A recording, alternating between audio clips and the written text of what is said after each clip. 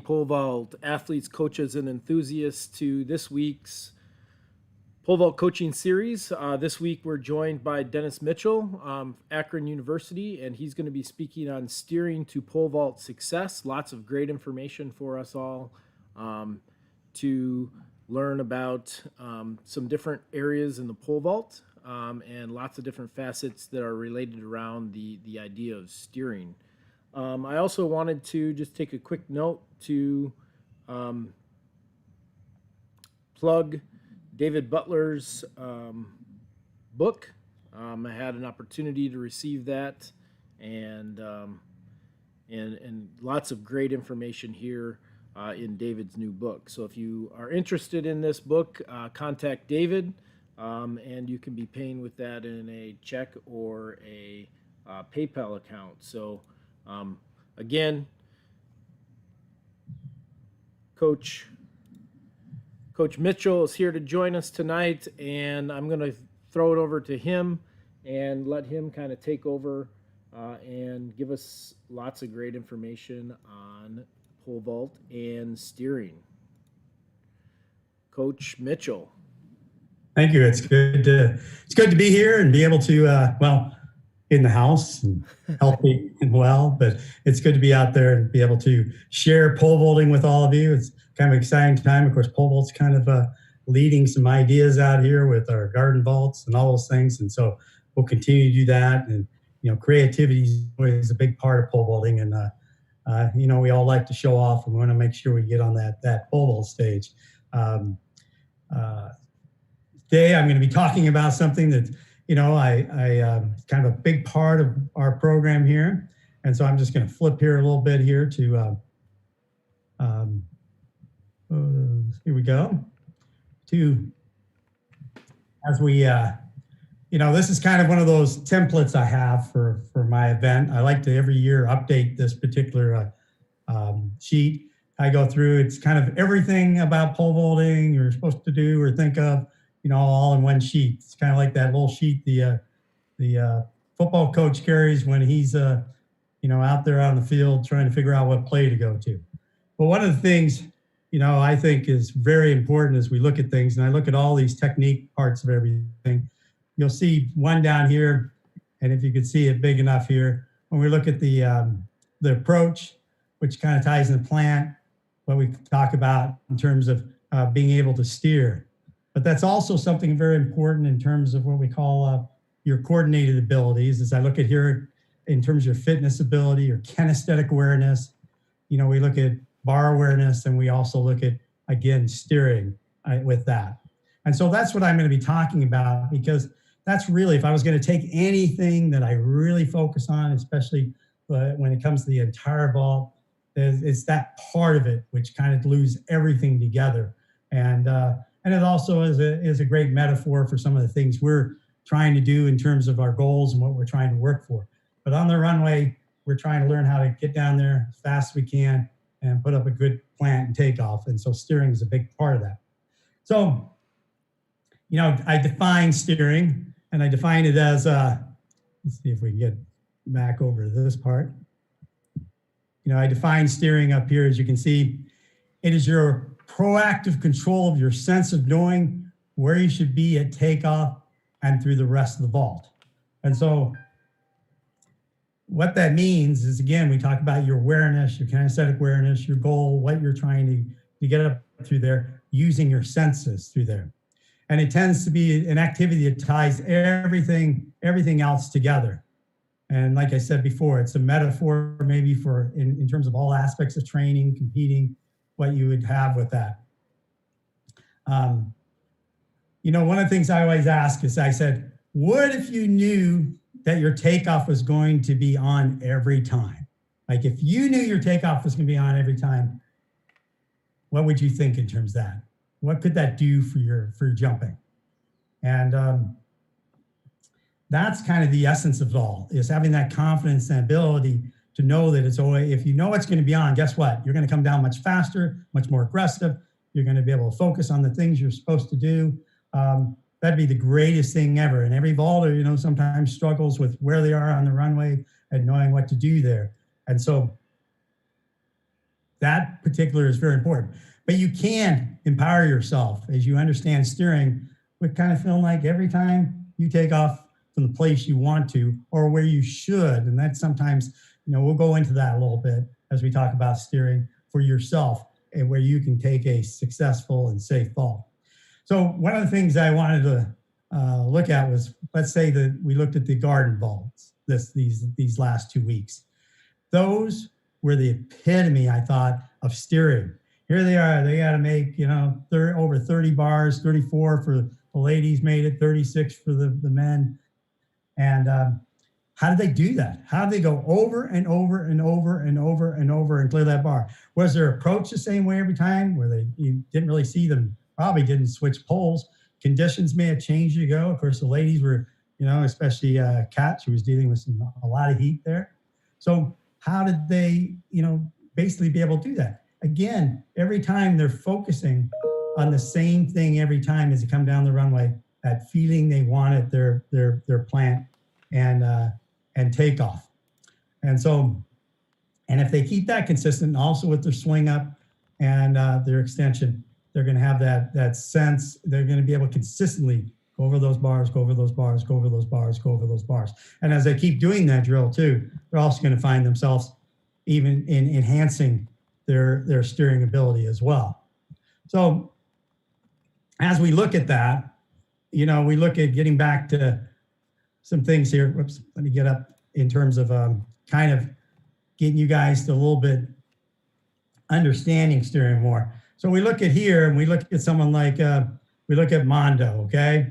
We see him here at his last world record here as he's coming through there. And here's a person again, he won that, well, he tied for the win of the garden vault. And I'm gonna move this out of the way, the cursor. But look at something that occurs here with Mondo, okay? What does he do that's completely different than all the other vaulters? He slides that pole into the box, okay?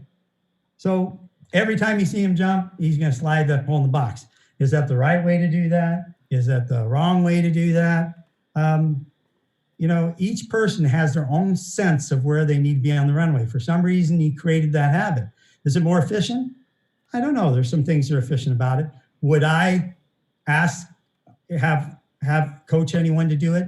Probably not. I think it's pretty dangerous when it comes to some of the facilities you're on, because if that lip on that box is not perfect, it's not sunk in there the way it should, you hit that lip and you can have a pretty good fall. But he's smart enough to go out there and make sure that that lip's not up there. Because I've seen a couple vaulters hit a lip, go up, and literally have one of the worst things I've seen in terms of coming down their head. So, but again, it's his efficiency. And we're going to see things completely different when we see other vaulters. So we're going to see here at 6 meters, we're going to see Sean Barber coming in here. He has a total different action. He's really a drop pole carry guy, going to come up there and set that up. But as you look at his vault, you're really going to see how much he really kind of steers, meaning he adjusts his steps through there to make sure he hits the ideal plant and takeoff. And those are things with him we are always talking about, making sure we're set up for that sort of thing. There's other people here. If you look at, coaching, I have Matt Ludwig, who tends to take off, right in that 14 plus range.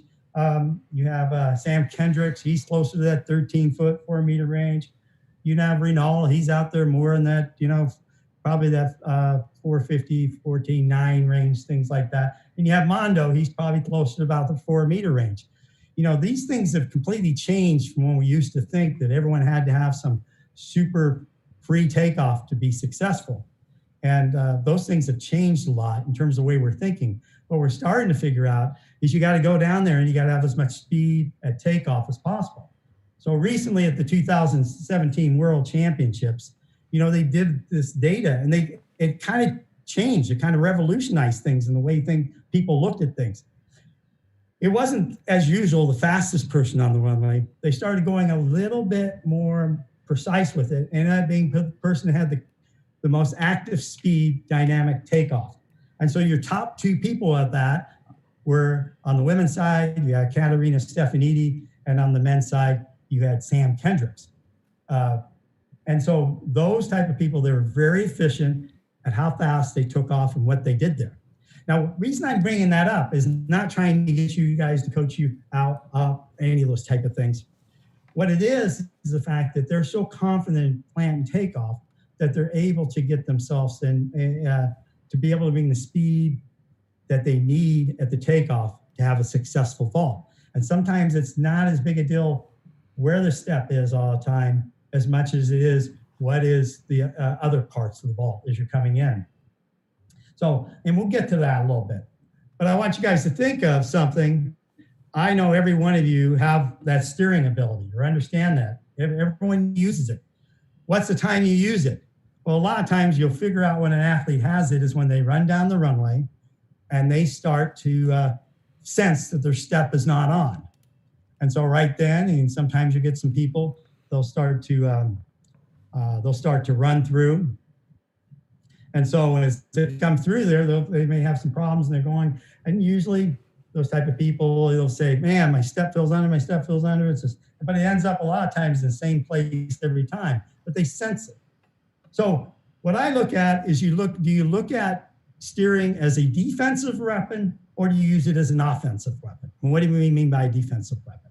A defensive weapon in there means that we are, it means as we're coming in, we are checking we're figuring to make sure our step is correct as we're coming in. So we're running down the run. We want to say, hey, I'm coming in. We're kind of backed away from it, and we're setting up for the plant and takeoff.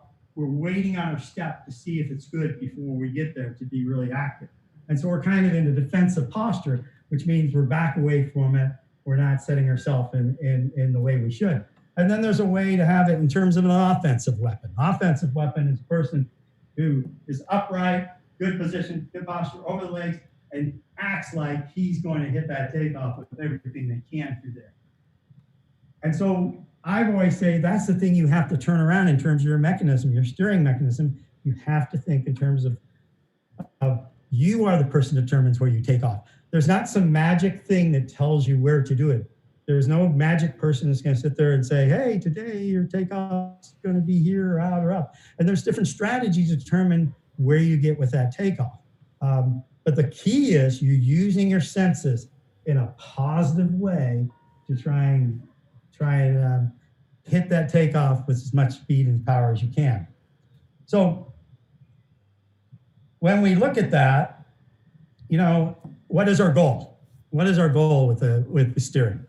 And so we're looking at, you know, for us, in terms of our goal is to make sure we have an extremely dynamic takeoff or plan. Now, if you guys ever see some of my stuff I've written or things like that, or the video I had years ago, I got sick of saying plant, takeoff, plant, takeoff.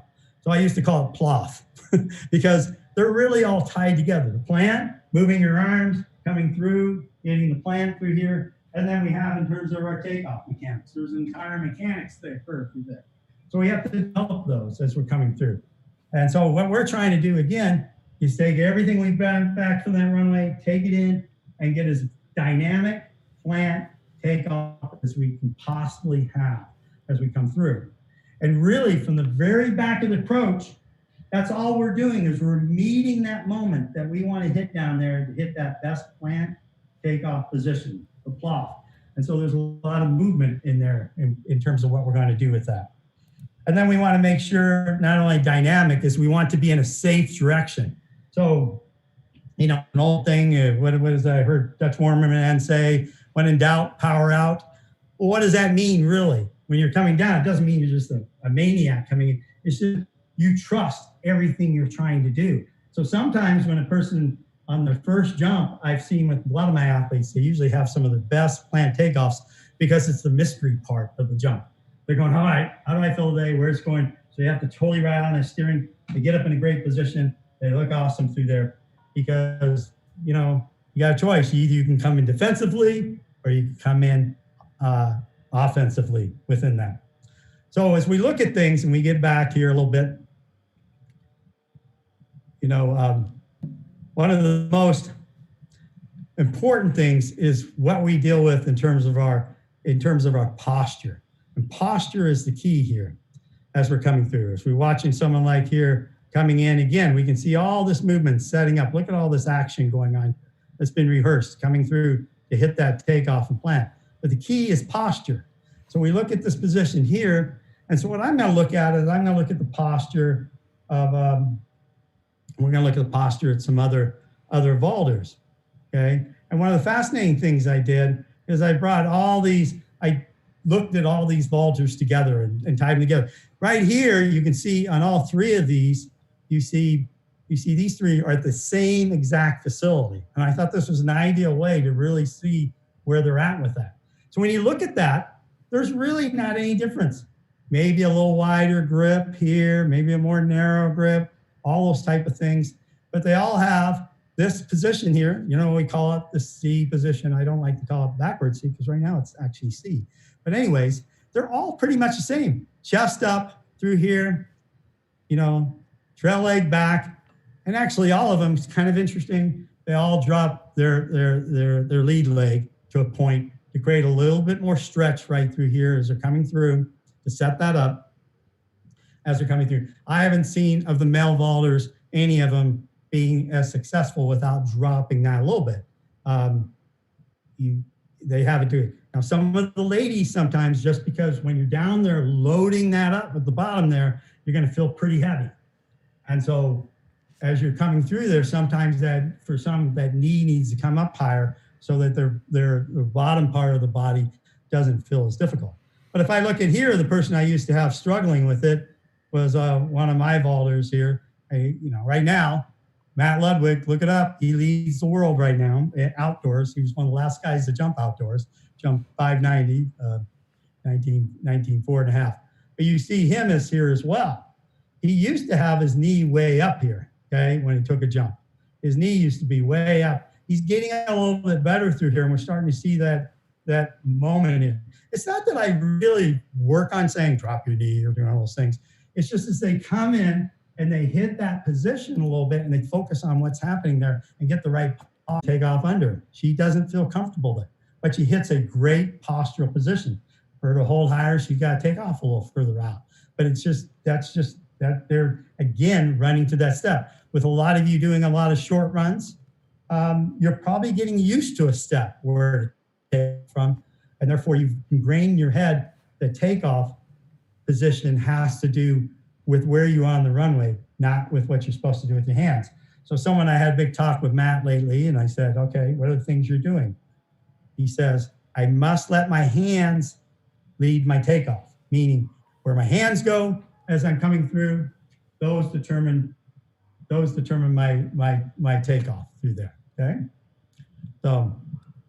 So the other concept here is we look at speed, and then we look at the concept of efficiency. The whole goal is what? What are we steering to get to? Are we steering to get that great plant takeoff? Yeah, but what's our ultimate goal? We're steering to make a bar. And there is some steering that goes on in that. Again, we saw that in the golden ball, that consistency where you're at. So you got to steer for that point as well. The other concept is really important, is what I call the concept of follow through. So what do I mean by the concept of follow through? Every one of you, if you hit a baseball, you were taught follow through, golf swing, follow through, follow through, follow through. Years ago, when we were trying to decide what would be the terminology of the C position back in the Rick Attic days when he was putting things together, we came up with, I said, it's really a follow through of a great plant and takeoff. That's what it is. So I give you guys kind of an example of a good follow through here. So if I sit there and I try to just hit this hand like this, I'm not going to hit it any harder unless I come all the way through. And that just hurt me like crazy, okay? That hurt my hand where before it didn't hurt me. But because I follow through, and actually I had more relaxed movement going through there, I burned my hand good, okay? So those are the things that as you're coming through, you have to follow through. The plant takeoff is not the climax of the jump. So everything's got to move. And there's times when you said, boy, coach said you got a little swing a little harder, do something like that. Sometimes that forced you as you're coming through to hit that takeoff a little harder. And sometimes sometimes because you're focusing on doing a rock back or something, sometimes it slowed it up because you thought you had to stop to do it. So follow through, And that, again, if you're coming in, if I'm coming in here and I'm going, and I'm setting up the stop, I'm going to slow down to get to that stop motion. If I'm thinking of coming through, then I'm going to go through that action through there. My speed, my last few steps will be faster. And sometimes you can mess with those little speed things where they're doing those measurements and you can look like you have a lot of speed, but really at takeoff, you didn't have it. And that's what they learned in terms of world championships. So the other part of it is what they call chain of movements. What do I mean by this? And this is really important when it comes to steering in terms of following through. I used to get all my athletes to take off out and up. I mean, that used to be my dream. All right, they're all gonna look like boop, I'm gonna hit in great positions, gonna do all those things. Well, some of them just couldn't do it, okay? They could take off up and they could do a great job, and I got them in the greatest position you can imagine through there. They were right there, out and up, free takeoff. I'm all proud, thinking I'm like this great, I'm the takeoff master. And but then something happened with some of them. They lost their chain of movement through there. And so they got a little lost. I always thought that's what happened a little bit with this and Babe when she switched coaches. She was again trying to get her takeoff a little bit out, trying to get her things going there. But she was you could see it a little lost on her swing there for a while. And there's other things going on there, not saying that. But it's that you're taking out of someone's senses what they're used to and where they're to react to. Therefore, they're going to when they come in, they're going to sit a little bit and be slow because they don't know when to swing. And some people, they feel like they have to swing by pushing off the ground in some ways. And others feel like they can swing well when they're off the ground like that. And that's a really, it's a tough thing because I had to really go, all right. And there's been some boulders I think I could have had jump a lot higher if I would just remember that concept. It was about posture. Posture at the takeoff to set up what they need to do so they can keep their chain of movement. And so that's still the most important. Posture is the most important part of hitting a good plant and takeoff. So whatever you do, you see all these people coming in, sometimes with lower hands, up hands, all the things coming in. But this is the position we want to be, up over legs, our hips, up over our feet. Someone like some of my athletes, that's sometimes all I talk about coming into the takeoff. Now, some can't handle that. You can't think about the run. You got to think about the hands, but some of them are very good at saying, hey, you're not over your feet. Your posture's not there. You're dragging up through your takeoff in terms of that. So we get with that. All right. So the next part of it is what we call as we get through there, is what we call the concept of rhythm. Okay. And the concept of rhythm is there's a way we set up for our plant and takeoff as we come in. Okay. So again, we want to be fastest at the point we leave the ground as we're coming through. That's the point right there as we're hitting, we want to be there. And so rhythm, what we want to do is set ourselves up for that. How do we do that? Again, that comes through just constantly practicing the fact that you're trying to set up that plant and takeoff as you're coming in. But every time you practice it, you've always got to come through and be active through it. Have to be active every time to make that work. And so you got to practice that. So when you go slow to quick, these are the things you have to do is set up every time. There's always an acceleration pattern in what you do.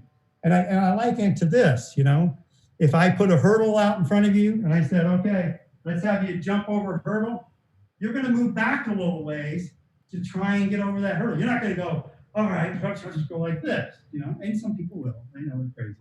But if I raise a hurdle even higher, the person may move back a little further. And they have this natural acceleration in them. Again, they steer to try and clear that hurdle or what they need to do. Just like if you got to jump a creek, you got to run back and set it up and try to overcompensate it. So that's the same thing when we're thinking in terms of speed and being active. We've got to keep that constantly in our head that the pole doesn't take us up. It's us that takes us up through, okay? So the concept of rhythm. And then kind of probably as we get through, we get to some drills on that as well as we talk about that. And that'll give you a little bit. And the other part is what becomes very important is what I call check steps. So what do we mean by check steps as we come through? I'm a big believer in a check step out the back of the approach. I want those first few strides to be as consistent as possible. For me, those are the things where most of the problems occur. That's where everything changes. I was at the NCAA championships with one of my freshmen, and I had one of my GAs there that was also a former vaulter of mine. Lexi, she was smarter than me, but he kept going in. He's going under, he's going under, he's going crazy. I was like, what is going on? He's warming up. Even on like his first jump, it's like, what is going on with this guy? Everything's on. And finally, one of my graduate assistants, much smarter than me, she goes, hey, did you hit your check? He goes, oh no. And so he turned around, hit his check, made the next few bars on his tap, and was the highest freshman that year jump in terms of the competition, gets himself an All-American award. So that's very important because that sets the consistency up. Now and that's usually, for some athletes, I see them going 2 strides, some 4. I don't like to go more than 4. I usually do it on my second left coming in.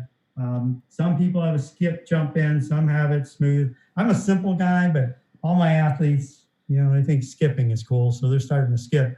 But especially if you're skipping, if you're coming in, you're skipping for your approach, you're doing all these dances, you've got to hit something because you can change what occurs every time if you don't do that. And so right then, what you've got to do in terms of making steering work is you have to just get yourself in the zone. You have to get yourself where your step can be within 2 feet right, basically. Otherwise, if you're messing up in the back, you're not going to get there. So that's where the coach's check comes in. So a coach's check is mid-step, some people call it. It could be 4 strides out. Usually with the ladies, I go 4 strides, or someone has a 7 left approach or less, or 8 left approach or less. I'll go with that one on with 3 lefts out. And then I call them the 30-foot checks. And then for the guys, I'm usually looking for those, what I call the 50-foot checks, even though your world-class ones were sitting around 55 to 57 feet on those. Well, one of the reasons that's a really important area is when they did a study on long jumping, and they found that the better long jumpers adjusted for the board, but they tended to just be a little bit change back around that many strides out. And so when they saw like 6 strides out was where they saw those changes, and then they were able to feel that adjustment. Steering really does not occur until you get within 10, 15 meters of where you're at. So you have to put yourself at least in the place for it to work. If you don't put yourself there. Now, someone like Sean Barber, he literally puts a mid-check, puts a mark. You see him every time, big, huge stripes down. If you can get away with it in the meet off to the side. And he literally looks at those. And those are important to him. For Matt Ludwig recently, Matt goes, he's not a big check guy at the back. We had going back, did you get your check? Did you get your check? And this year, when he's having to go in Europe and go on those meets where he's tired and all those things, he started going, man, I'm really looking at those check steps now. That's really important. That's what's keeping me solid. That's what's keeping me going. That's what keeps me consistent within those jumps. And so we've seen him just being extremely much more consistent as he's done that. It's helped a lot. So the check step is very important. The coach's check, and then that tells the story, what you need to do. Usually it's when they're way out, of course you have problems, or when they're way far up, but there's kind of a zone you want them to hit. I will admit that probably the thing I like the most is when we get locked into a spot where they can hit that thing just perfect all the time. We're usually going to do a little better because that means they're going to be extremely comfortable at the end. Doesn't mean the strides are going to be perfectly where they are every time. It's just they're going to be in the zone. But it's not, it's a lot of that because it's not as much for hitting that step because of what we're trying to do in the rest of the run at the end. It's the fact that their rhythm is consistent as they're coming down the runway. So what are things that are very important as we look through there? We're going to look at our technique. We're going to look at our sprint mechanics as we're coming through. So again, those are going to be vital to what we try to do with everything here. Okay. So if we're looking through here, I'm looking at making sure I don't get lost here. We look at Matt Ludwig in terms of the USA Championship. One of the things he's working on a lot is the sprint mechanics. We're really trying to work on how he's coming through there. Heel up, toe up, knee up is the action. So as we come through, think in terms of your heel up underneath your butt, toe up. And this is the most important, is toe up. not toe down. And that was a problem I had with Matt. He's always toeing down when he was running. But you notice he's keeping his toe up pretty good as he comes through here on this jump here, okay? Okay, so that he's coming through and he's really, and you can see a lot of steering there, that's for sure, in his takeoff coming through. But sprint mechanics are getting much, much better through there. So we got to look at sprint mechanics, hill up, toe up, knee up, plant mechanics. Again, as we come through, plant mechanics should be here. Basically, our plant is, we're going to come through, we're going to go left, right, left for the takeoff, or a 3-step plant, boom, boom, hitting our takeoff. And what that means is, and we've seen some athletes out there, young athletes, where they got their plant going too early or too late. You can't beat the efficiency of a 2-step plant. You go later, it doesn't work. You go earlier, it doesn't work. 2 steps is where it's at. The goal is, as you're coming through, is to make sure no matter what, you're finishing with what you want to do here. And again, you can see him toe out a little bit here, but you can see what he wants to do as you're setting up, and you want to get your arms up to that takeoff and make sure you're very active through there. But really what you're thinking of is what you're going to feel like at this position as you're coming down the runway. That plant is to set up, again, that postural position as you're coming through. Happens so quickly, that's where you're moving to. Then we look at, in terms of takeoff mechanics. How do we do takeoff mechanics? Again, probably the best video look like in here, and you'll just see it in such a crazy way, is watching Barber. He's probably the best, one of the best in the world at this. He comes through, and you can see, again, a little bit of adjustment. He's coming through. Knees are coming through, but you can really see the takeoff mechanics as he's coming through, as he gets what we call rotating through. I call it a gallop step. He gallops through and takes off through that motion, meaning knees up, strong through here, rolling through his foot, rolling over his foot, and then just putting that foot down quickly, never having that, your takeoff knee should never come up as you're coming through. So as we look at that again, for that as we're coming through, again, we're going to see with our takeoff mechanics, we're going to see us, here, our penultimate leg coming through here, and then our takeoff leg, boom, here. So, but we're going to be up through it, boom, up through that position. So our hands and our feet go together with that action. And the key is, as you're coming through, you just have to constantly practice. I can't have you go down the runway for a full coach. Work on your penultimate step, work on your penultimate step. That's not going to work. Those are things that you create habits for. And sometimes you're going to get that penultimate step anyways because of just the natural movement of taking off into that position. Okay? So that's what you want. But a big thing that's important, and I do this a lot, again, you're not going to go like that. Not going to happen. You're going to slow up, not going to get that takeoff. That last step is your short step. Barber had the shortest of them all. I mean, he was unbelievable. His efficiency was just crazy when he hits those jumps. So if I look at this, watch that jump here as we come through at 6 meters. You're going to see that motion as you come through. Roll, step, come down.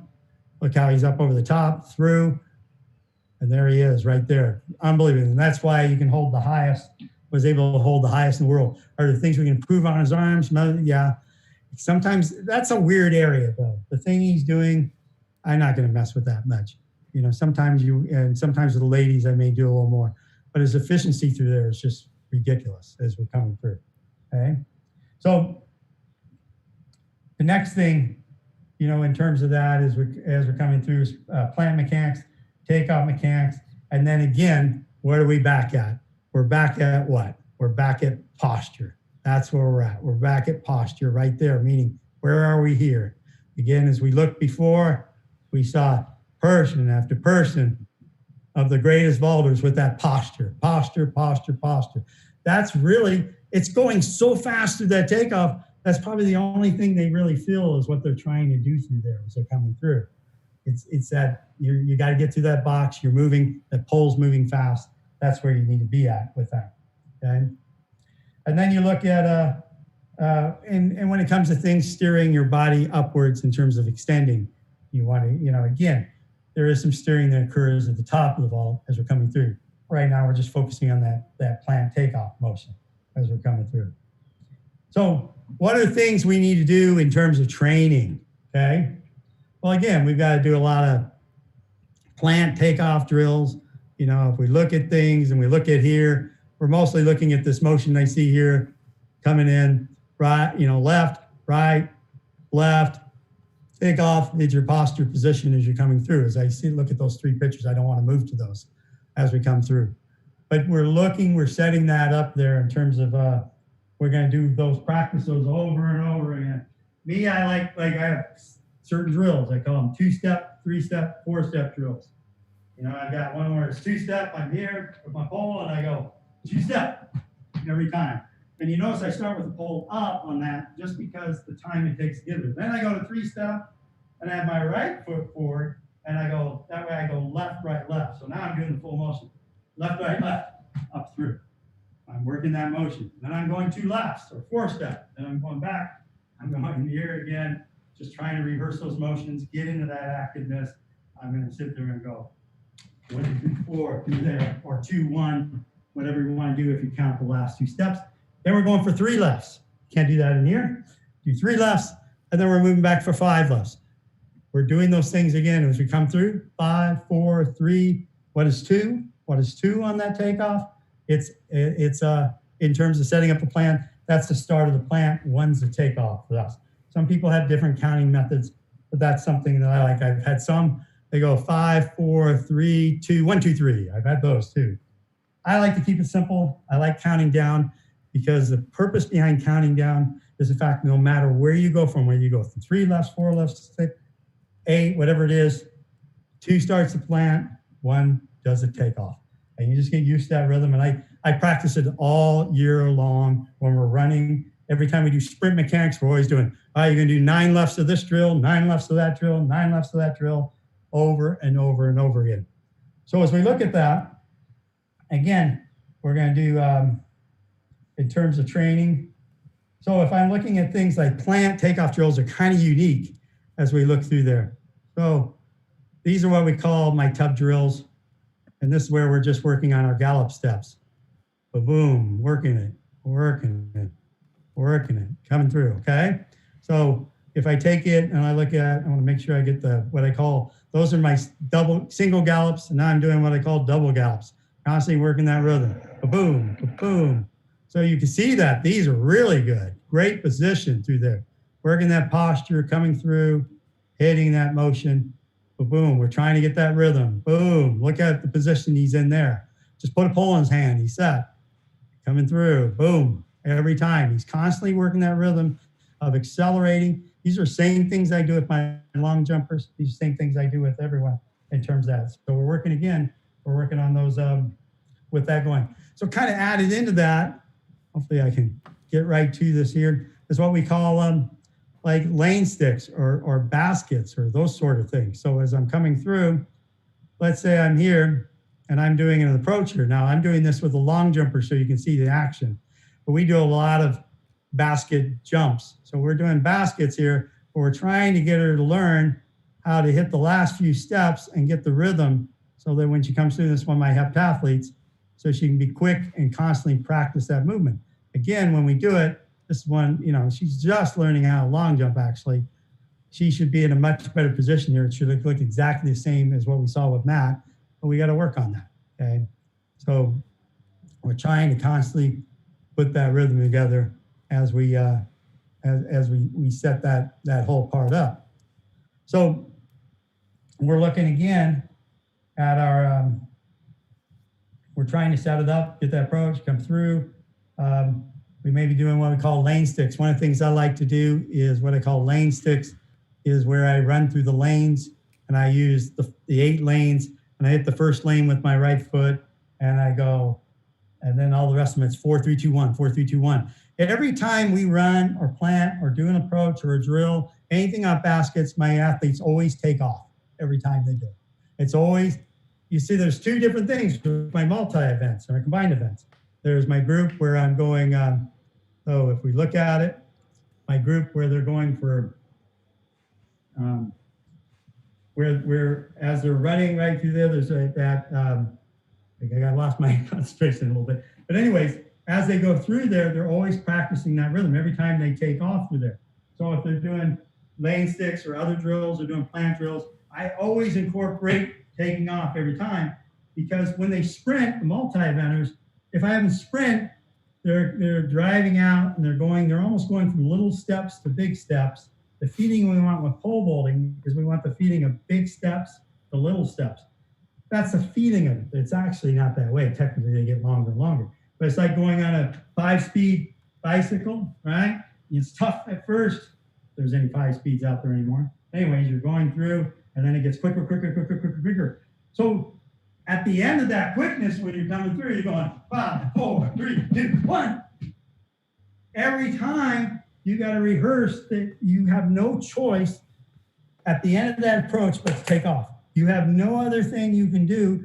Otherwise, you're going to fall on your face, because your rhythm should set you up for that every single time, constantly. Every time I do drills, it's always, especially sprint mechanic, practicing that rhythm, especially when we're doing slow to quick drills. We want to constantly enforce that. So we look at that within that. Now you guys get me tired. So we do things like, again, I'm going to give you a couple of my favorite drills here. We got our, and hopefully, all right, here we're going to look at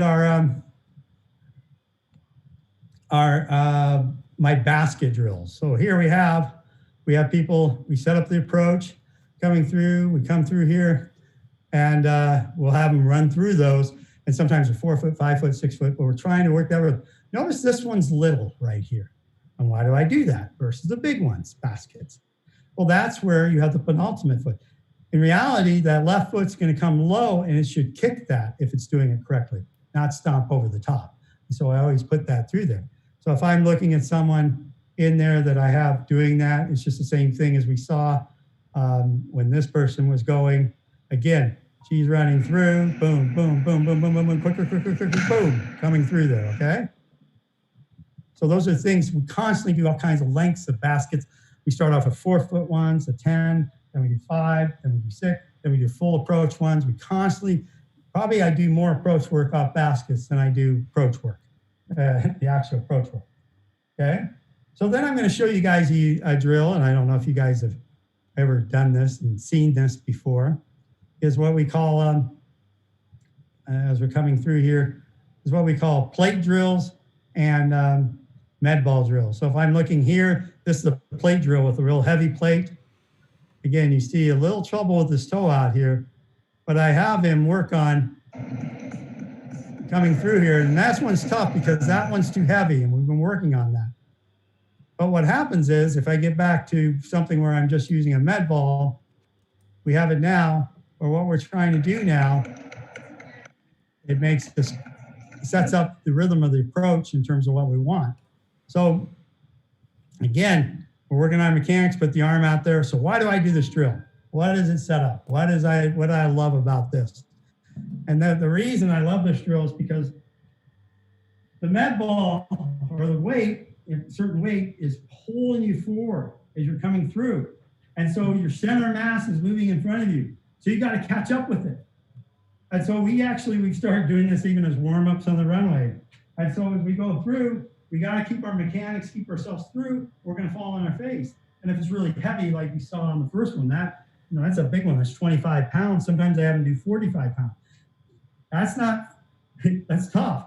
Usually about 6 pounds is ideal. So as we're coming through, we do this, it pulls us as we're coming through. And so we're getting that drive to quick motion. So to maintain that thing from falling, we have to get quicker to do that. And that's very similar to carrying a pole. You carry that pole, comes down, it gets lower, lower, lower, acts as an accelerator, it gets quick. And we end up, again, at the steering point of what we're doing. Here, 5, 4, 3, 2, 1, coming through, just like we saw, what you saw in terms of that video as you're going through there. So it's the same thing. You're trying to create that. You're working on that rhythm all the time, trying to set that up all the time and put that together. And, that gets back to the things in terms of the drop pole and things. When people used to do the drop plant, they lost the idea. They used to go like this rather than allowing it to lift their body up as they come through. So when that pole comes down, if your hand is up here and you bring it down, it's going to set yourself to get there. Now, another drill we do is used to be called 20 and 20. got that from Boot, but we usually do it 18 and 20 yards. And that's where we try to get our approach, our step, and this is a pure steering drill. Start on the 20-yard line, we do our full approach, and at the goal line, we're going to hit, that's going to be our box and our line. So we have to make our rhythm work. So again, I'm sitting here right now, I got my little track here, I'll do a 5 left one. But in reality, I'll probably still hit this part here. So I'm going to come in, I'm going to go 5, 4, 3, 2, 1, through, okay? But what I'm trying to do is create that rhythm with the pole. And so it's not, I've tried this trick before with some athletes. I've said, you can get on a small pole and move your step up like 3-4 feet, even 5 or 6. And you can go down the runway and still go up. You just have to steer and you get that rhythm, the same thing. You have that sense and you won't even look like you're stuttering. That's the key. You shouldn't be stuttering ever, actually. But you create that rhythm, you have that feeling. So that 20 and 20 in 20 meters, which Boopney did, or 18 or steps, which would be 9 lefts or 8 lefts in 20. It's a great drill for that. Really put the approach together and get that together, okay? And the last thing you got to do is, of course, you got to pole vault. You got pole vault, pole vault, pole vault. And you got to, gymnastics is a big part of it. Again, you're always trying to work on things in your gymnastics that sets up that posture position as you come through. So you're nailing that, you're setting that up all the time. And then you're trying to set up for that group, strengthen that core, and put those things together with that, okay? So far, any questions on anything you'd like to say? Yeah, so we got a couple questions here, Coach, that I want to kind of go back to. I was waiting for that break in there. So the first question, there's two, they're kind of related. One of them was, how do you get a vaulter who is constantly steering to be under to take off at their correct location? And paired with that then goes to the idea of how do you set up those check marks? Like, how do you determine what is the appropriate check mark? Check. All right, so let's start off again. We're talking about steering. You may have to remind me of the second part of when they go under. But again, they've gotten used to where their step's supposed to be. They've done a lot of short approaches, too long, those sort of things. Their steering mechanism has been set up with how many feet they're at. Instead, it all has to be in relation to their body. I do this trick where I have my kids and I say, all right, pick any place on the runway, pick any weight, height on the pole, pick it, and show me where the box is going to be here. And I can run down there every time, no matter how far, I always have to stick it and have my step take off. No matter where I hold, no matter where I go from. Why? Because I'm thinking of my awareness here with the pole. There's a certain sense you create. But if you're always practicing with your feet, not with your posture and body, you're always going to have that step go under. And so you have to first fix that part a little bit. And sometimes what's good to do is just little tiny training poles or straight pole drills. You have them practice, that's when they feel totally comfortable and they try to work in terms of spatial awareness where their takeoff is going to be. And sometimes, again, I think from short approaches, that's how you learn to hold higher, not from longer approaches. You get them used to that because, again, they get too caught into that spot. And there's things I do in terms of, I put what I call pacifier down, a little foam thing on the track where they come in. Usually when they go under all the time, you got to move their step up, not move it back. That's usually the problem that's occurring. Because if you get on a small pole and you're on those type of things, you're always going to overcompensate what you do. So if you're perfectly on sometimes and you're on a small pole, or if you're just like this far out feeling, you're always going to reach at the end. But when you move your step up, you're always going to overcompensate to hit it. It's always that part of compensation, how you're going to compensate for things. So those little things people put down to take off behind, they create a compensation. It's usually, again, be careful, make sure you move them way up at first, and then slowly move them back to where they'll go. Because first time they do that thing, they'll take off like 3 feet out from it. So if you want them to take off at 10 feet, they'll take off at 13 feet on it. Well, if you're scared to. Versus you may want to put it like at 7 feet for what you want them to hit, 6 feet at first. Find out where they feel comfortable. Because they'll even overcompensate for it being up that short. It's always about teaching And again, what does overcompensating mean? To a point, it's one of those things, again, you're trying to teach them that when they're overcompensating, meaning doing it too right, then that means you're getting them more offensive. That's what you want to get them in. If they're not, they're undercompensating, that's defensive. So, our fear makes us do some great things. It also makes us do some bad things. And so, again, when in doubt, power out. It doesn't mean being a maniac. It just means, let the overcompensation take over. And I'll use the word. The other part now is check steps, right? Yep. So check steps, what I do is for my initial check, again, I'm usually back here. I'm going to go in my second left. So I'm going to go, if I'm doing 9, I'm going to 9, 8. So I'm going to hit 8. If I'm doing 9 left or whatever it is, I'm going to hit that mark. So what I do is I watch them, run. I have them take some approaches without it, and I see where they hit every time. Then I put a mark down and I watch a few times to see how they're doing it. And then I say, okay, now what I want you to do, off to the side, I want you to hit that mark every time. I may put it in the middle at first, eventually it goes off to the side. I say, I want you to hit that thing every time. Now here's the key. What matter, and every time they go, did you hit your check? Did you hit your check? Did you hit your check? Now, if they ever tell you no, that's the wrong answer, okay? And if they say they can hit it, it's because they're not really trying to hit it. They got to steer for that check every time. And so they're going to hit it. If I have 5 here, they're going to hit 5 every time if you tell them to do that, whether they reach or go under or whatever they're supposed to do. But the key is to get them to learn to hit it, feel like they've hit it every time. Now, you may look at it. Don't ever make sure they're on it perfect. Only make sure they hit it the exact same way every time. So what I mean by that, they're not supposed to be looking down totally. And so sometimes they think they're hitting it, but they may be behind it. They may be in front of it. They may be in the middle of it.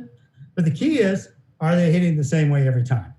So that's where that check step comes in. As I look at that and I say, that's how I want to develop that, is I just want that consistency. They hit it. Don't ever tell them they hit it or not hit it. You may say, hey, well, unless they didn't really hit it. That's the whole thing. Kind of reinforcement. Why didn't you hit it? Well, I don't know. I wasn't thinking of it. Well, come on. When you go out in the car and you drive, you just hit everything around? People steer and they're driving. Stay in the lanes and things. The other part, did you want to know the mid check? Yes. Yep. How do we determine that? That is just observing. When they start jumping, go, now, as a coach, I have a lot of it, I have all that experience. I can pretty much predict a check depending, some ladies may be at 30 or 31 within there. I've got some that go back as far as 38 with that.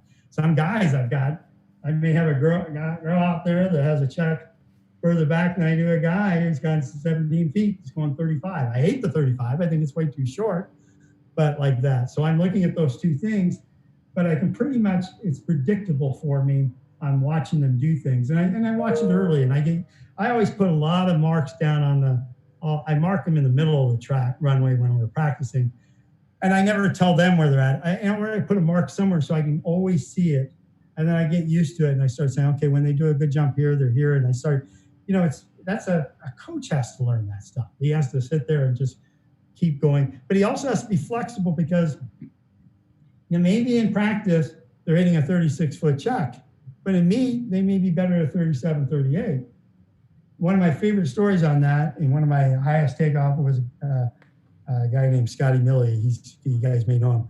But we were at the NCAA championships, and he runs out of poles. So he goes in and borrows one of Corey Tarpany's poles, monster 16.9 pole. And, it's never been on, whatever. Back then we thought it was big.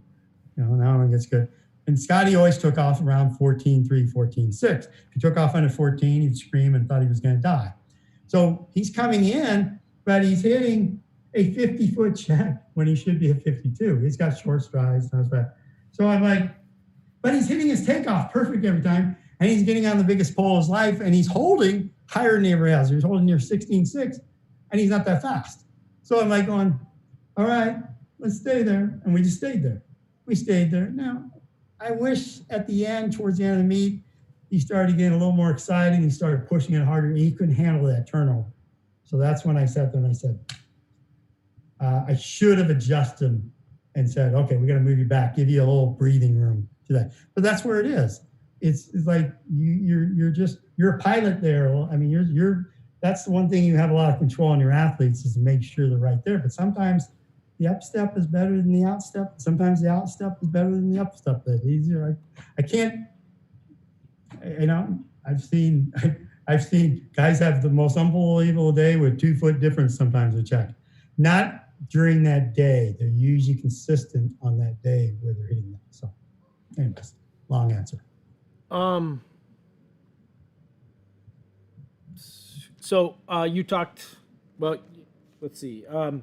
Going to a couple of the drills that you had there for the totes that you had that Matt was running through. Are those spaced out in a particular manner for him or for all athletes, or how every person is a little bit different? So when I'm working with, if I'm doing what I call single gallops, I call them gallops. Again, what's a great way to think of that rhythm? If you ever saw Monty Python with his coconuts type thing, first you learn how to gallop and you got your coconuts going. So we start with coconut movement and then we start working it where we're just always boom, hitting, going over. It's not much different than hurdling, to be honest. Hurdling is really between hurdles is what we call, you do single gallop drills and then double gallop drills. So the strength of the athlete determines the length. So someone like Matt, we can probably go 12 feet apart for single gallops, and we may be going 24 feet, 25 feet farther for him. You saw his takeoff ability. But we may be back at 20 for double gallops, what the reason I call them double gallops is because your rhythm is high on every other one. So you're going to go boom, boom, boom, boom, boom, boom, every time. You got to have the sound effects too. So coming through, you're constantly, if you watch hurdlers between hurdles, hurdling is unbelievable for takeoff mechanics. It really mimics what you need to have in terms of your approach. And they're just doing double gallops between, very active and quick. And so it can change. Again, you got hurdlers are going with them 30 feet apart for double gallops, things like that. And so it depends on what I'm trying to get out of them too. First, they may be really close and they move back and back. And I want to get, whenever they're doing it, I want a great, if you saw Matt, I want a great trail leg. What I'm trying to get them to do is when they hit here, hit their takeoff, I want them to really push back off their takeoff as they're coming through. So when they're riding over there, and one of the greatest drills ever is to learn proper takeoff mechanics is to do straight leg bounds as you're coming through. That's how you learn how to take off correctly. And you see some people really get some pretty good jumps off that, creating that rhythm through there. So, but you can't do straight leg bounds over, I call them my tubs. Tubs are cheap. I get them. You can crash on them. We actually do Evel Knievels on them. Long jump, we'll set up several of them, take off over them, see how far we can get over those things, stuff like that. But they're cheap, they're easy, it's a lot better than getting those. I do not like hurdles and stuff like that. I don't like anything rigid that if they hit, they die. I'm never good with that. And then on the basket drills, are those even spaced or progressively spaced? Always even for me. Now, even? And the reason I always go even is because as you get faster and faster, they're going to come up quicker and quicker on you. So I want them to have that feeling of having to shut their feet down. So they're going in. First, they're pushing hard through it. It's hard to get to that basket. Then it gets hard, quicker. Now, here's the thing. Technically, if I was to measure out where they're going at the back of the approach, they're probably landing farther behind each basket. As they get further down the approach, they're actually landing closer to it. Their strides are actually lengthening a little bit through there.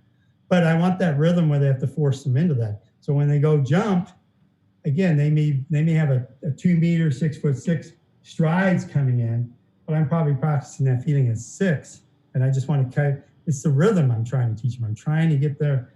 And really, if you want to really learn how to get fast, and I always think it's crazy. A lot of people focus, and I think it's been different nowadays. They'll focus on stride length. Got to get stronger. You got bigger strides. You're getting faster. That's actually true. But if you try to do it, you're actually creating the opposite. So I've actually learned if I want to get people faster, I have them do a lot of turnover drills. And we literally time like 11 baskets. First one in the hole coming through, who's the fastest turnover while maintaining your mechanics. You can't hit a basket. Those type of things we do all the time. And so when they move it away from it, and I have them sprint, then they get in. Now, for hurdlers and sprinters and multi-eventers, for sprinting, we do progress them. We'll start shorter and get wider. But for long jump approach, high jump approach, they're the same. And then I think you said you start out with them at 4 feet and then progress to 5 later. Yeah, they could even 3 feet. I could put them on the yard markers. It doesn't really matter. You start off, those are quick movements. You may go at 10 at 5 lefts, you may go at 14. You can play it anyway. I have so many combinations. It depends on that day. With that, I've worked every combination you can imagine with them. I've even gone as far as 7 foot. I've gone, of course, 20 strides. I've done whatever. It's whatever I have that day. You can play with them all the time. The thing you don't want to get them into is overstriding feeling. Maybe out the back a little bit, but at the end, when they're running like this, trying to get to them, going, you're not getting anything out of it. You always want to keep it where they feel like they're short, and then you're trying to get longer strides to feel short. And then, sorry, just to stay on that point, with male and female athletes, is it pretty much the same, or are you taking a little off? For my level of athletes, we're probably looking at 5.5 feet. We feel more like a full approach. For my guys, 6 feet. And when we're doing that, we'll still may go for those 2 meter ones. That's when we're really you got to really come in fast and hit it to make it work. Some of my ladies will go at 6 feet, but that's more of where you're at. For like a typical high school kid, even if they're pretty decent, 5 foot, you can get a lot out of 5 foot baskets. You can do a lot of approach work and get a ton out of that. For some ladies, when they're starting off, 5 foot is way too wide. And so you just got to progress with it and get used to it. So a lot of times I'll set up like several baskets up. I'll have one row in practice where they're shorter, another one a little progressively longer. I put them on the fields. So I may have like every other yard marker, and in the middle I have so far. I may even sometimes have 3. And actually on those days, a lot of times I warm them up with short ones, then they get longer, and then they go longer. And then what I want them to do, and there used to be a drill I did all the time, I called it triple 3-step or whatever it was. I used to set them up where you'd have the baskets at 4 feet apart. I do this with my sprinters. Then they run for a while, and then they go 5 feet apart, and then they go 6 feet apart. I'm trying to get them to mimic 4 through there. That makes sense. I'm trying to always work the 4 foot rhythm. That's what I want on their running. And then, at the end, I want to feel like that thing's coming up so quick they got to get their feet down. So 2 questions here then. Is there a lead in to those baskets, or is it just a step in, first step in? Sometimes they'll do a lead in or skip into it. Because sometimes if you're going with the 6, it's hard to start with a cold start. So again, I always look at it this way. You're always doing an odd number of baskets. So if you're doing 7 lefts, you're doing 15 baskets. It's always, if you're left footed, it's right foot in the hole. I always use right foot in the hole, right foot in the hole. Every time we're testing, that means right foot goes first into the basket, coming off that. So you'll always finish off with your left foot behind the last basket. Don't have them take off afterwards, because they will, if the basket's here at this edge, you want that basket to force that foot down every time. If you have it where they're doing their last step past the basket, they're always going to stretch. So and the basket is and we always take off at the end of it. Every time we do it, not take off, but I call it impulse step. They're not really jumping. They're just, I call it, again, coming through, impulse step every time.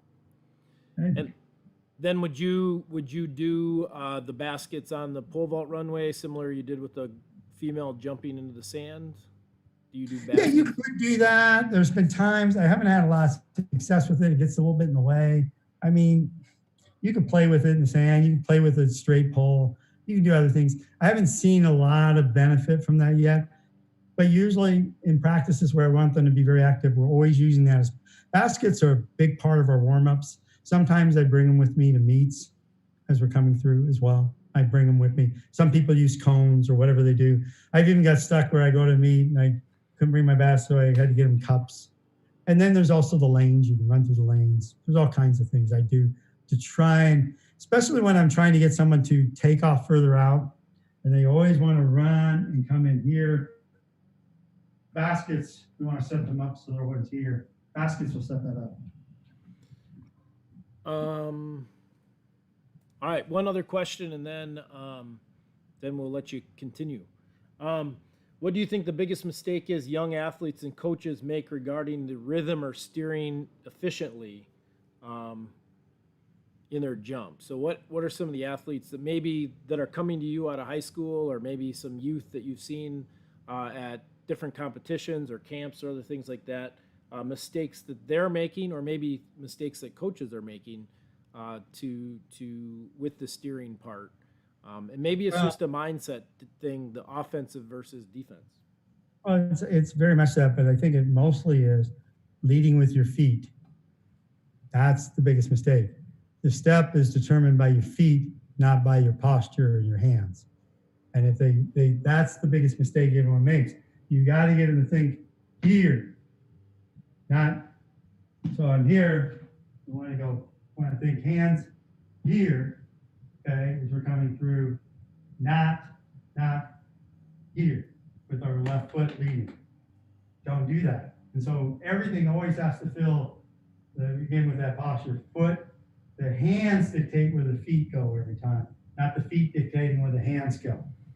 And that's how you start learning that as much as you can. Now, sometimes when you're doing sliding box drills or something like that, you got to be careful. Everybody's always taking off about 2 feet out from them. It feels very comfortable to hit that sliding box. You feel like you're powerful. It's going well. You always got to practice what you do as if it's realistic. Like, you're not going to take off 2 feet out. Sorry, it's not going to work. Maybe on a short approach, I've had some athletes, they may come in and they're holding low and they take off way out. Someone like Ashton Eden, I've seen him go, 16 feet out plus on takeoffs just because he's crazy. I mean, he's a decathlete. He's a 27-foot long jumper. Of course, he's going to take off out there sometimes. I love decathletes because good decathletes always take off way out when you're pole vault. They're just, sometimes people come out, guy take off way out. Well, he's a decathlete. That's what he does. That's where his steering mechanism is he learns his long jump, and that's what he does. That can't be the worst thing. Maybe eventually I can get there. And that's why those guys can hold pretty high sometimes, even though they don't have to have the most beautiful technique to stop. All right. Well, that got us through most of the questions. So I think you have a few more things to share with us. Well, I'm pretty close in terms of most everything, in terms of what I have. If you guys would like me, if I go through and look at some more video as we come through here, now as you see this, of course, you see someone like her. Again, we're working on her heel up, toe up, knee up action as we're coming through. These are not the longer approaches. Again, she's trying to, we've got to get a little bit, we're getting much better at that now as we're coming through with her. And that's one of her problems with her approach. It's one of those things. We've tried to change her into a dynamic vaulter. If we look at that again with that basket, we see her going for an even longer approach here now.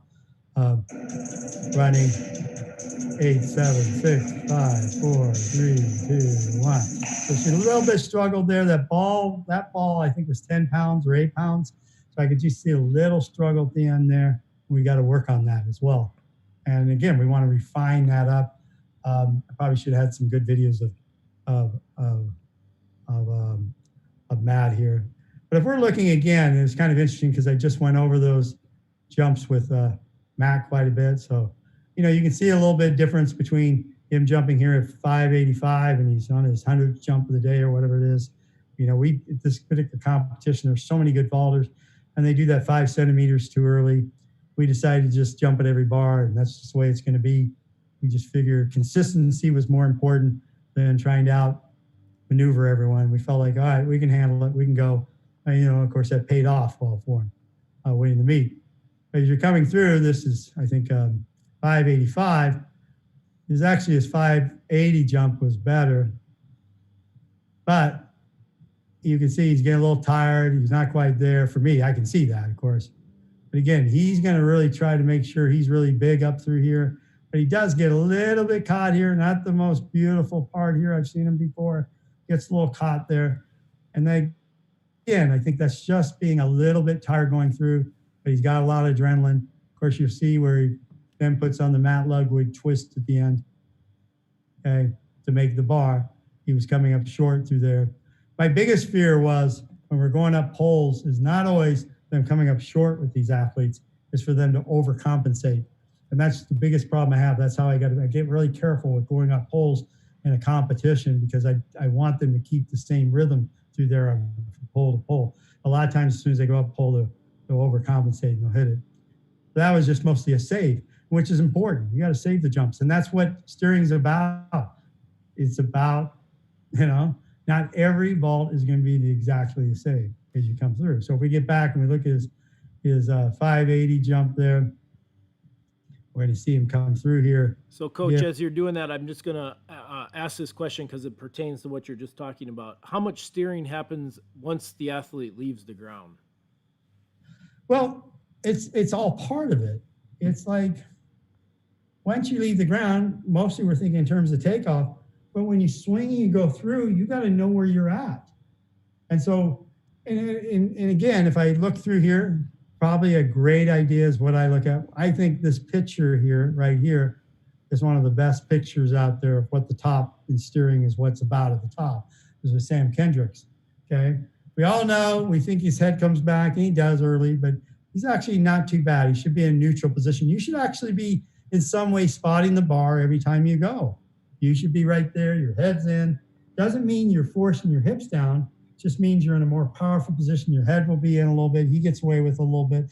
And that's probably why he feels more comfortable holding lower. Nothing wrong with that. Again, I'm not going to tell him to go hold higher. But he's gotten used to the rhythm of all that and where he's at. And so he's able to get those big push-offs through there. But if you're someone that's holding really high, you want to make sure you're in the pit and you're okay. And your number one goal is to live. So when you pole vault. So that's the thing you want to do. But here's a great jump. And what is it I like the most about that? I'll ask you, Joel. What do you think I like about this jump the very most of any of what he's doing there? Something he's doing right there that I just go, wow, this is what I like. And when, I'm not sure. And I had that test when I saw that. And of course, Matt was in this particular show. I sent it out to my athletes. Can you guys tell me? This is what I try to figure out if they listen to me all the time. You know how it is. If I get 5% of what I said, have them listen to that, we're going to be a really successful coach. So what is it you see there? What is it that identifies that jump that I think is very unique, very special about it, what he's doing? And I'm going to say it's his feet crossing right here. His feet right there, crossing right there, is one of the most important parts of steering your body up through the jump. You've got to be in those are directing where you're going. Normally you want to lead with your heels, not as much with your toes, but still, I don't care about that. It's not a big deal. But at the same time, I remember one time sitting down with Jen Sir, and we were doing a clinic with her, and she goes, I like, and I had her husband there, and she goes through and she goes, I like pushing my right foot into my left foot as I'm turning. She says, I learned that from other, and Rick's going, I never knew you did that. Well, she thanks for that. That sets you up right there. That sets you up so you're going to rotate and turn over the bar. And, the important part of steering up to the vault is what we call staying on the runway side of the pole. That means all your force, your hands are moving through the pole.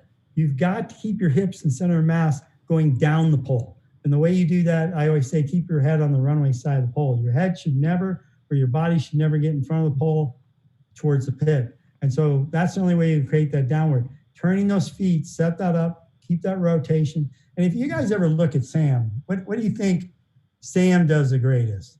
What do you think? I think the thing he does the most fantastic of anyone. I love it.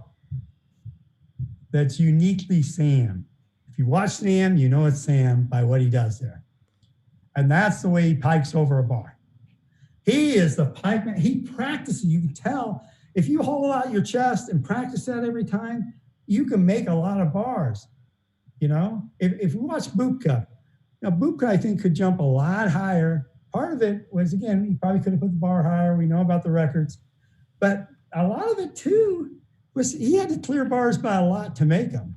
And I've seen him just get over a lot of bars because he's too stiff up the top.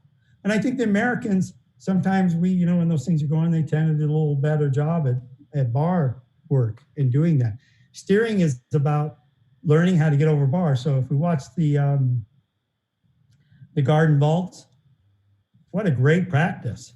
You got to get over that bar, get over that bar, get over the bar. So they have to weasel it. And you see Kendricks hollowing it out. And again, they said one of the big motivations was having to put that bar up. Of course, Kat had trouble with that. And, but sometimes you got to put your own bar up. And we've had those practices where athletes, anytime they miss, they have to put their own bar up. They go in there, they got to put their own bar up. Coach isn't coming over to do that. Sorry. Come on. It's your job. I'm not your guy. Get it going. Learn how to put a bar up. I hate when a pole vaulter doesn't know how to put a bar up. I spoiled out of high school and they're women. You can learn how to do it. It's quick. It's easy. Just do it. Okay.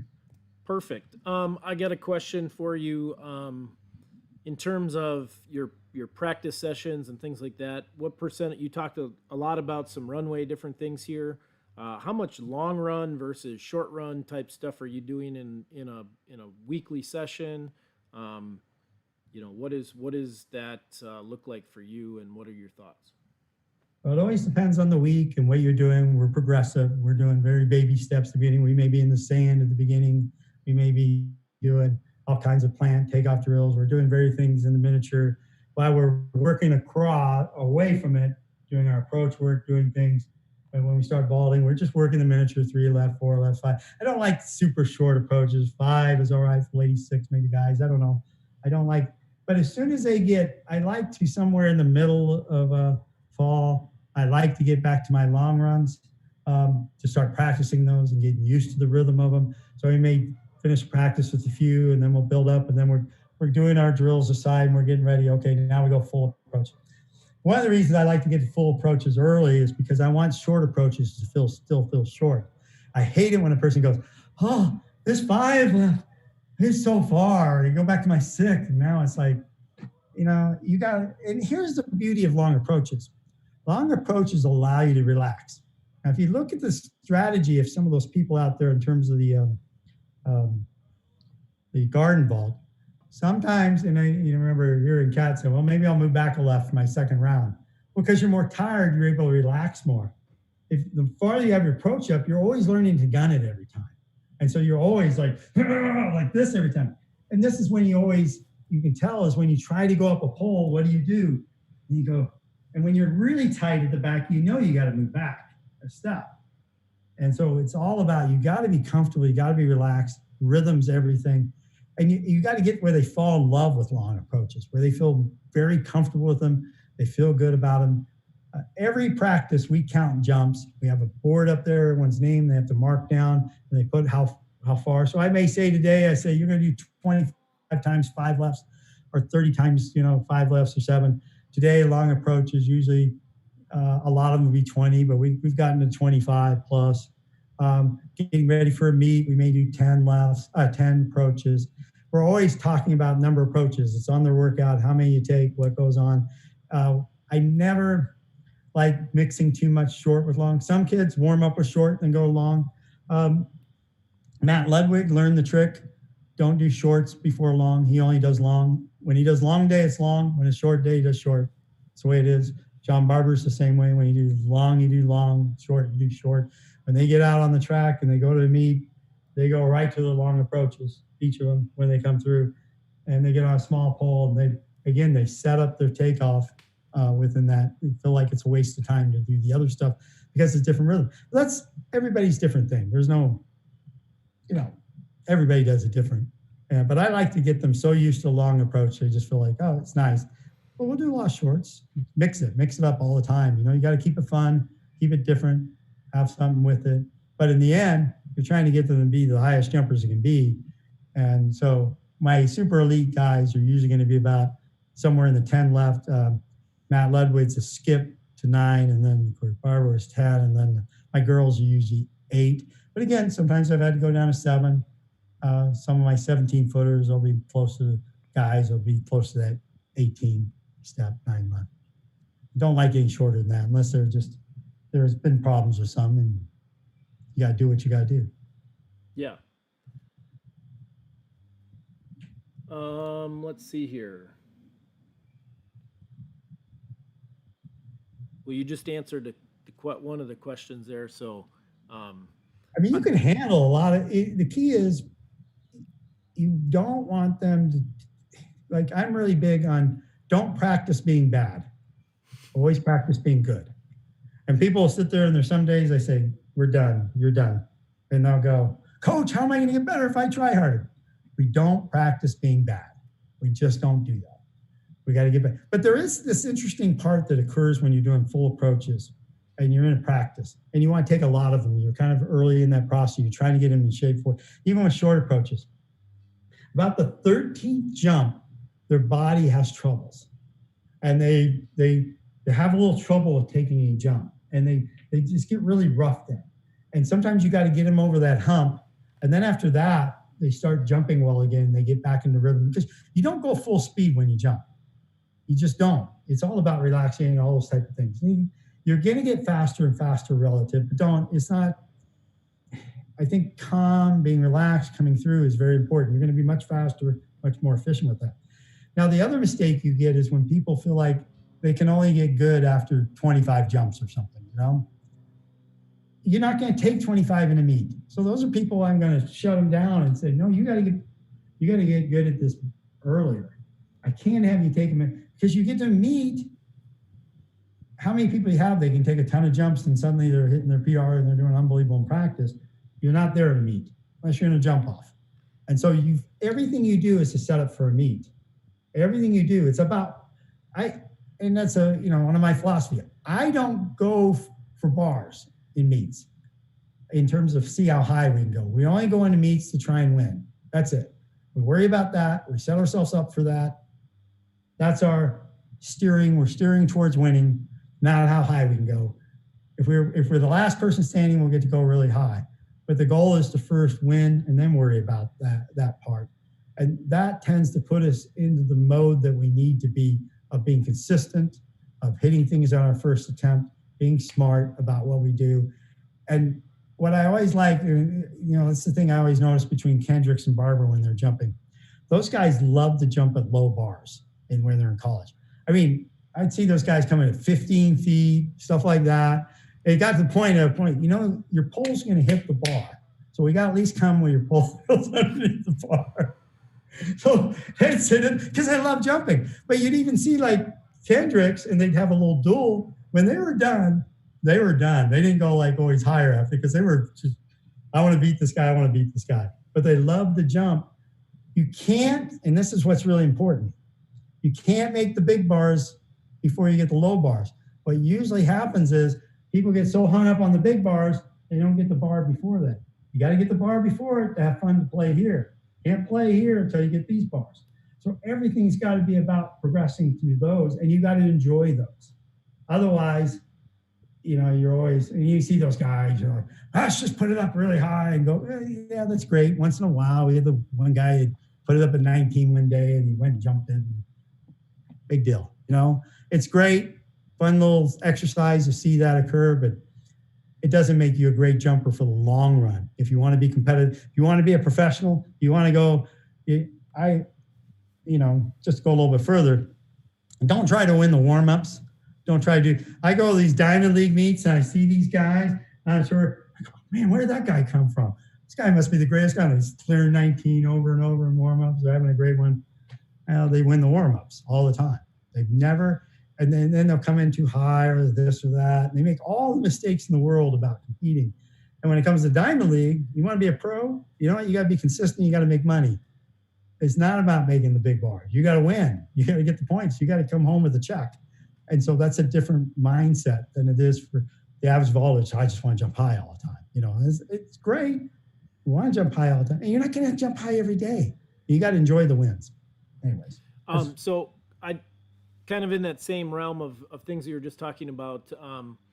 So in a college meet setting or other things, what is like you're jumping to win, but you obviously have a script or a plan going right in. Like, we want to take this number of jumps. We're going to warm up with this many jumps, and this is what the plan is for the meet. What is your ideal competition look like? Warm up through competition, total number of jumps. The same exact warm ups we do in practice.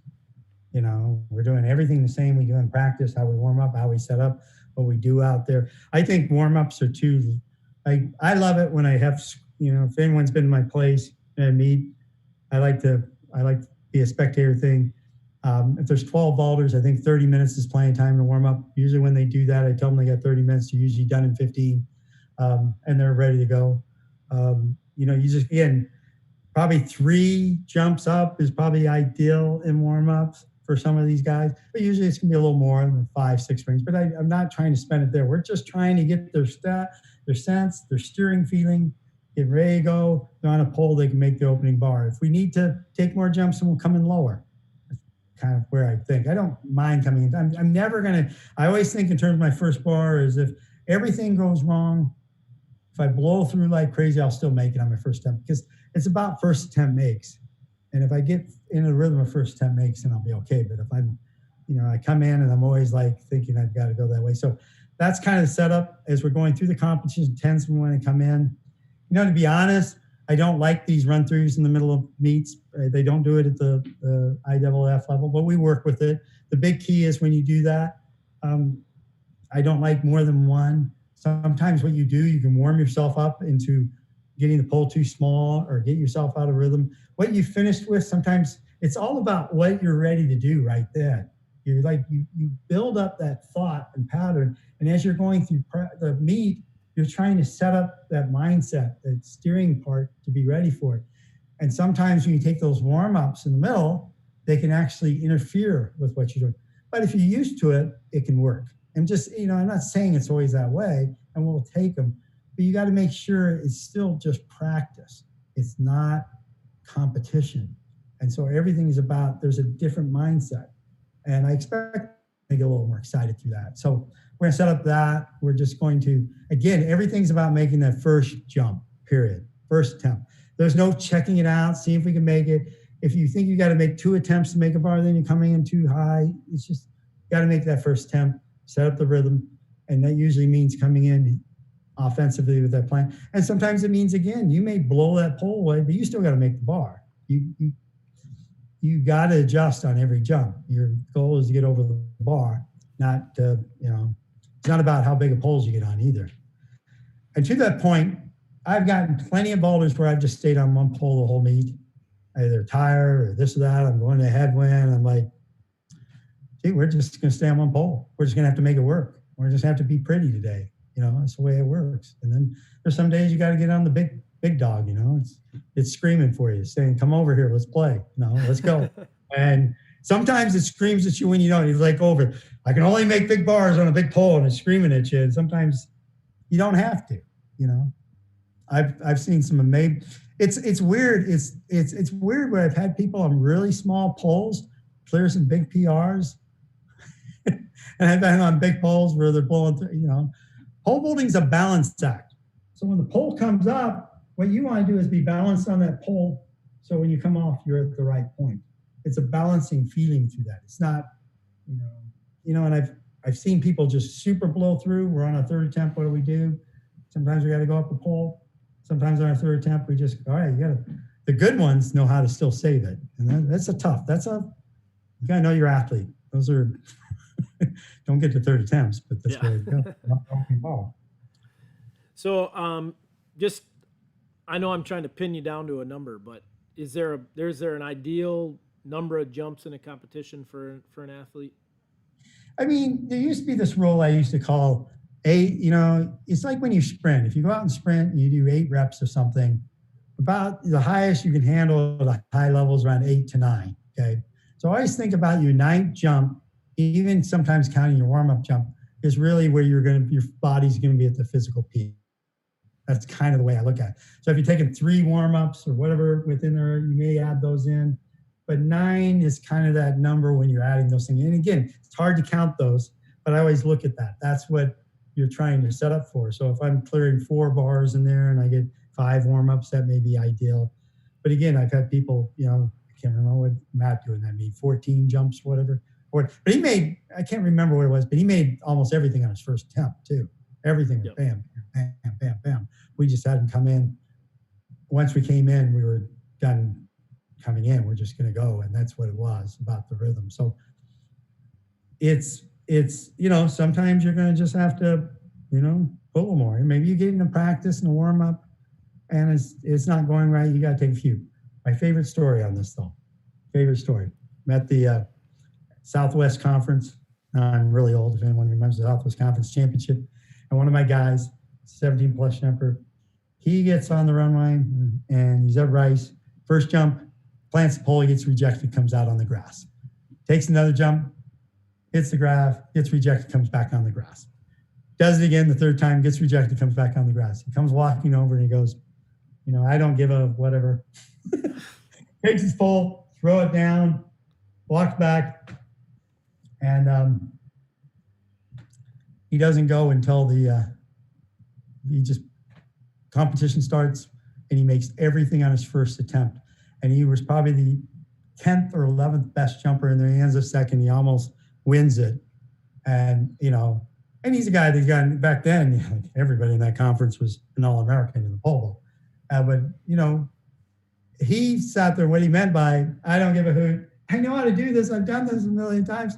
I'm just nervous and I'm excited and I can't wait to jump. And therefore I can't hit my plant good. I'll wait till I go later because I know how to do this and I'm just going to go do it. My steering mechanism is going to take over and I'll jump. And, it's like, I don't know what's a great, having a great practice before a meet. Does that tell you you're going to have a great meet? I don't know. It's a great warm up going to tell you? I don't know.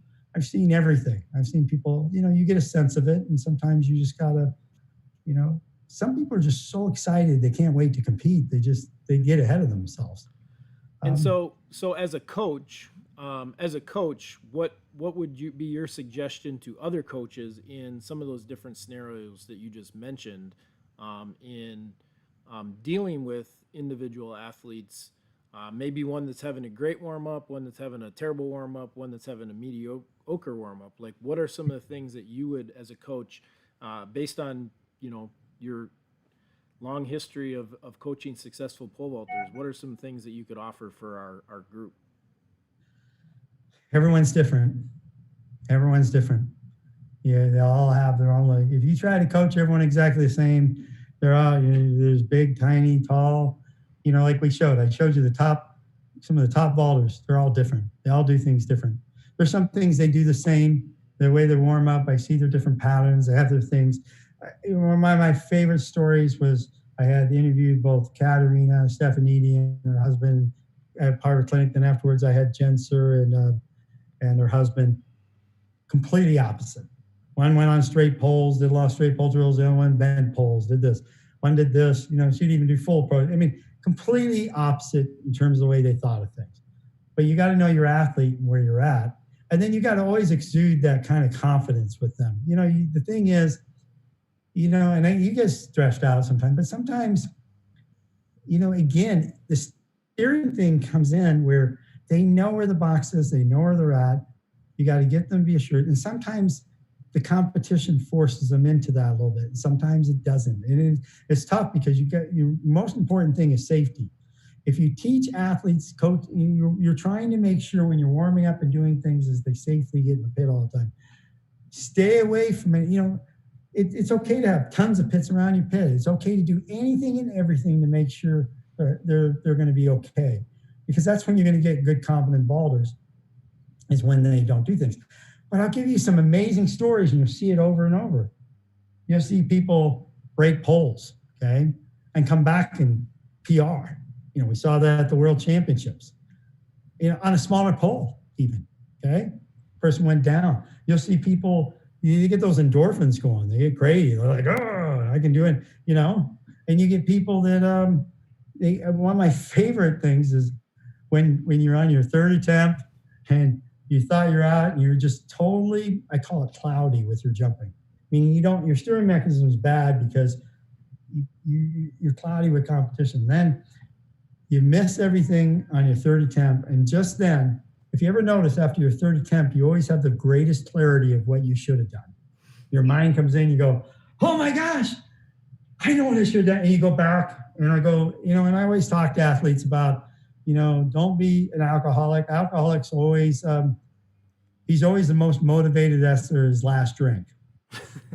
You got to do it before. But here's what happens. It happens every time this occurs. All of a sudden, the official comes over.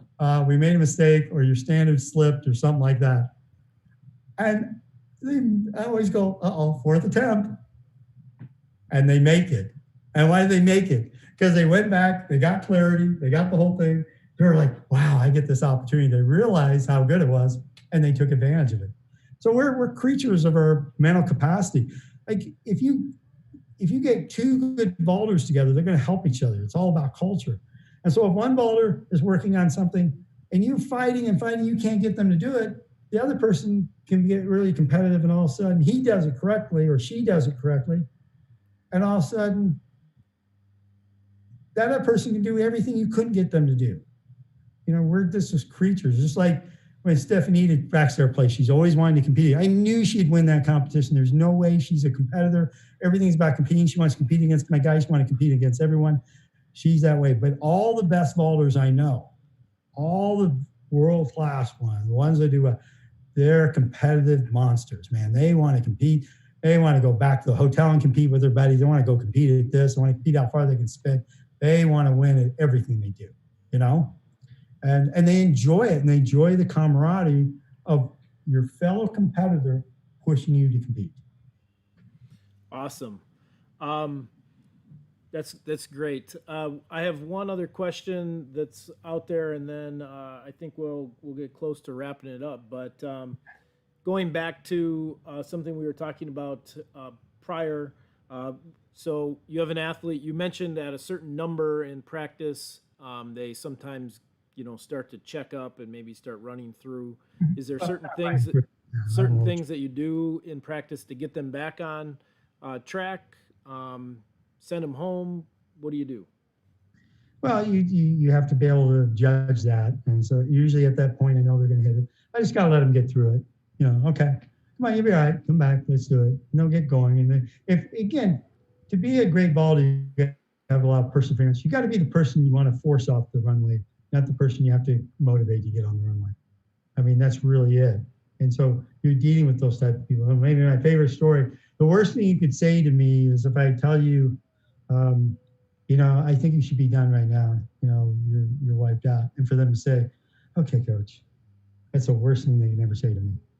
I want them to, no, coach, I want to practice. I want to go, no, today we got to do it. I want them just that way. I want it honest and all those things. But there's sometimes you need to leave it, and sometimes you need to go after it. And you get through that little zone, that little 13, make it to 14, 15, all of a sudden they get back in the rhythm. But boy, if they're looking really ugly and they've had a bad day, or they get the sleep they should because of the exams they take, you got to watch out for that. Don't practice bad things. You just, especially during the competitive season, and let me kind of get to that just a bit on competing. I love the international tour because if I can have several meets set up just a few days apart for my athlete, they may go there to Europe and they may have to go at headwinds and crap or all these things, but they start getting in a rhythm. And all they learn is how to compete, not how to practice. And eventually they get going and they learn how to do, I've seen, when Matt, just before he won the USA's, he's doing a meet late at night at this one facility in Germany. He's got to drive all night to get to the one in Poland, and he gets there and he tries to get some sleep during the day to drive 7-8 hours, but that's pro life, and competing that night against the best vaulters in the world. And so he goes there and he jumps pretty good, but he's just on technique, he's on steering. But again, he ends up second. Of course, he takes second to, nobody knows him because he takes second to Mondo breaking the world record. So he's sitting right there. But the thing is, all those things he was doing, those series of meets, and he was learning that he just had to clear bars. He had to be there. He had to be ready. He had to, no matter how bad he felt, he had to make himself feel good. And he had to, be a professional. And so when he gets to USA's, you can tell this. And practicing that week, you're going, oh my gosh, he's developed. He's ready. Because he got into this rhythm of meets versus, and of course he figures 585 at that meet, 19.2.5, and goes to the next meet and goes 590 again at 19.4.5. So he just got in the rhythm, and sometimes practice can take away from that rhythm. It's like you you got to make sure it's competition. Not you're trying to win competition on practice. So you got to build around that. Perfect. And I have one last question before we wrap it up tonight. You've been very successful, not only as a pole vault coach, but as a program coach. And so I just wanted to throw one question out there: is like, how do you offer advice to coaches out there that are not just pole vault coaches? Like, how do you balance the craziness of a training session, making sure that all athletes feel like they are getting a piece of you and your knowledge? Like, what are some of the things that you could offer the coaches out there that are not just exclusively pole vault coaches? Well, I would say being I think the thing is, I love track and field. Being a pole vault coach, you should know all the events. You should be able to develop those events. You should be a great decathlon. I'm a decathlon guy, so I do that because I know the throws. I was throws coach in North Carolina. But I know I've coached every single event, and those help expand what I'm doing in the ball. And so, again, it's always tough because I have my group and I've got coaching, but I try to set my days up where I go all day for practice. I want to make sure my athletes get the attention they should, so they do get it, especially on competition days. I'm very big on this. But I'm going to tell you something that's very important and this is one of the things I like about sending our athletes to Europe and doing those things. And I think where Americans do a great job. I think coaches feel like when you get to the point where you feel your athlete needs you to be successful, you have not done a good job. And you've got to teach them to coach themselves. They're on the runway. You're not on the runway. They're doing the stuff. They're doing it. And there's times when you can't get the communication across them you need to. They got to sense it. And not to get long, there's a story back when I was in Texas. I got my jaw broken and I got wired and I couldn't talk. And so I learned a great lesson during that time for those 6 weeks of liquid diet. And he said, I went to so I had a strategy with my athletes. I said, you have to come to me and tell me what you did. And then I'll nod or say yes, or I'll try to communicate. But that was the greatest lesson I ever learned. Get them to coach themselves. That's the whole goal. Always get them to do it. And again, that fits into steering because it's all about your perception and sense of things. You're the one out there. Don't get too hung up on videos, for example. And that goes with it too. Remember, everything's not external. You're not jumping, looking at yourself from the outside. You're looking at yourself from the inside. So all the time, you've got to always ask those questions. Say, I'm on the inside, everything I'm doing.